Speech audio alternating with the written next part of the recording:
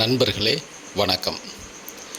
நம்ம ஆடி அமாவாசைக்கு எல்லோரும் குலதெய்வம் கோயில், இந்த திதி கொடுக்குற இடம், நீர்நிலைகள், அதுபோக காட்டு வனப்பகுதி இங்கெல்லாம் போகிறதுக்கான வாய்ப்புகள் அதிகம். அங்கே போகும்போது நம்ம என்ன செய்யக்கூடாது அப்படிங்கிறத நான் பார்த்த ஒரு நிகழ்ச்சி வச்சு உங்களுக்கு சொல்லணும்னு ஆசைப்பட்றேன். ஒரு 2 நாளைக்கு முன்னாடி பார்த்திங்கன்னா, நாங்கள் எங்கள் பகுதியில் இருக்கக்கூடிய வனத்துறை நண்பர்களோட ஒரு வனத்துறை ஒட்டிய பகுதிக்கு நெகிழி ஒழிப்பு நிகழ்ச்சி நடத்துகிறதுக்காக நாங்கள் போயிருந்தோம். விழிப்புணர்வு, ஆக்சுவலாக அது விழிப்புணர்வு நிகழ்ச்சி தான்.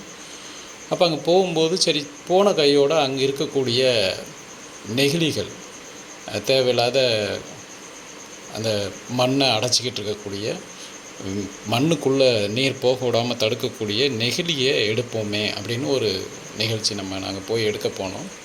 அப்போது பார்த்தா எனக்கே ஆச்சரியம். இது வரைக்கும் நாங்கள் பார்த்ததில் நான் 2-3 இடத்துக்கு போயிருக்கிறேன். அங்கெல்லாம் பார்த்திங்க அப்படின்னு சொன்னால் நெகிழிகள் அதிகமாக கிடக்கும், இந்த மது பாட்டில்கள் ரொம்ப கம்மியாக கிடக்கும். ஆனால் இந்த டைம் எப்படின்னு கேட்டிங்கன்னா, அந்த வனப்பகுதிக்கு ஒட்டின பகுதி பட்டா போட்டு ஒருத்தங்களோட இடம் அது ஆக்சுவலாக. ஆனால் அந்த இடத்துல பார்த்திங்கன்னா, அது வனப்பகுதிக்கு ஒட்டி இருக்கிறதுனால பொதுமக்கள் எல்லாமே என்ன செஞ்சுக்கிறாங்கன்னா, நிறைய மது பாட்டில்களை அங்கே கொண்டு வந்து போட்டிருக்கிறாங்க. அந்த மது பாட்டில்களை என்ன செஞ்சுருக்கிறாங்கன்னா, அடுத்தவங்களுக்கு தெரியாமல் பயன்படுத்தினது தெரியக்கூடாது அப்படின்னு சொல்லி மறைக்கிறதுக்காக என்ன செய்கிறாங்கன்னா, புதருக்குள்ளே தூக்கி போடுறது, உடச்சி போடுறது. இப்போ இது பார்த்திங்க அப்படின்னா, அந்த புதருக்குள்ளே தூக்கி போட்டதை நம்ம எடுக்க முடிய மாட்டேங்குது.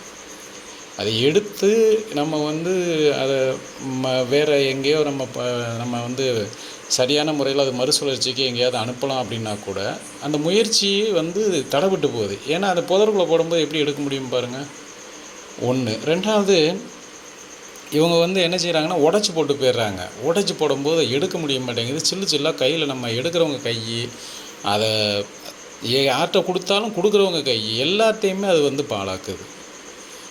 இது ஒரு ஆரோக்கியமான விஷயமா இல்லை. அதனால் முடிஞ்ச வரைக்கும் நீங்கள் பயன்படுத்துங்க. ஆனால் அந்த பொருளை ஒரு குப்பை தொட்டியில் போட்டு பழகுங்க. இல்லையா, பத்திரமா நீங்களே கொண்டு போய் கூட பழைய இரும்பு கடையில் போட்டு பழகுங்க. இது ஒரு ஆரோக்கியமான நிகழ்வாக இருக்கும் அப்படின்னு நான் நம்புகிறேன்.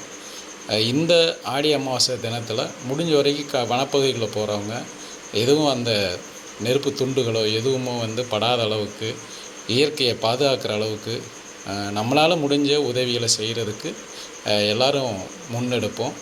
இந்த முயற்சி தான் நம்ம நம்மளையும், நம்மளுடைய வனப்பகுதியவும், நம்மளை சுற்றி இருக்கக்கூடிய காட்டுப்பகுதியவும், நமக்கு இயற்கை சூழலை அடுத்த தலைமுறைக்கு நம்ம கொடுக்கறதுக்கான ஒரு வாய்ப்பையும் ஏற்படுத்தும் அப்படின்னு நான் நம்புகிறேன். நான் சொன்னதில் உங்களுக்கு எந்த விதமான வருத்தமும் இருக்கிறதுக்கு வாய்ப்பு இல்லைன்னு நினைக்கிறேன்.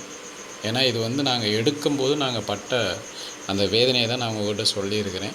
முடிஞ்ச வரைக்கும் நீங்கள் பயன்படுத்துகிறத நாங்கள் குத்தம் சொல்லலை, பட் பயன்படுத்தும் போது அடுத்தவங்களுடைய இது எடுக்கிறவங்களுக்குமே என்னென்னா, அது தொந்தரவாக தான் இருக்குது.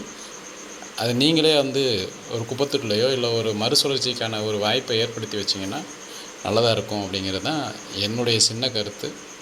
இதில் எத்தனை பேருக்கு ஏற்புடையதாக இருக்குது அப்படிங்கிறது எனக்கு தெரியலை.